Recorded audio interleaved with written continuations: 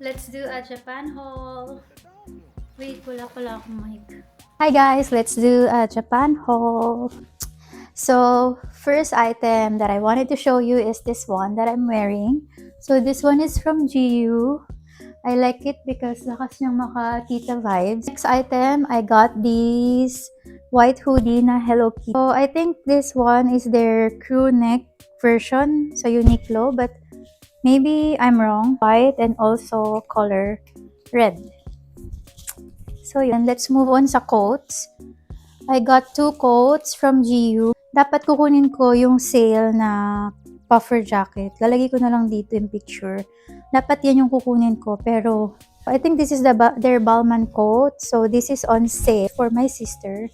I will show you siya. So, this is how it looks like. Like, magtatagal to sa wardrobe ko. Pero ito, sa sister ko ito mapupunta. So, sa akin yung black. This is the black one. Ayan.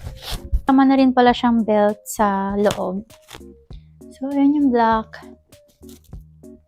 So, I bought my coats in GU and then I bought my heat tech in Uniqlo.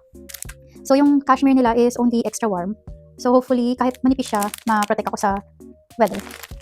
And then next, I also got my sister this heat tech. This one is yung meron ng bra inside. Built-in bra. And this one is the ribbed. Yan, rib siya. And I don't know. Also, I think you need to have 5,500 yen to get your tax-free.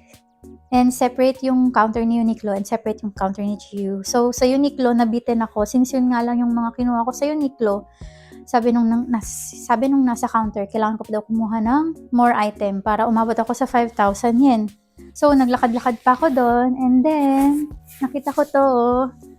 This one is their Puff Tech sa Uniqlo.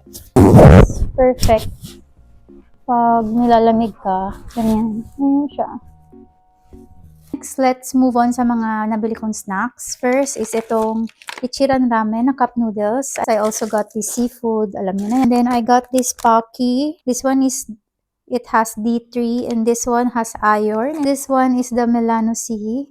This is for my sister and I think effective sa kanya kaya bumili pa ako. This one, I got this Matomake stick. Yung next, this one, yung DHC na lip cream. Roto eye drops. Ano akong sunblock, so I got tong mga mochi snacks na lagi kong nakikita sa TikTok. So itong Alfort mini chocolate. See you on my next haul. Bye-bye!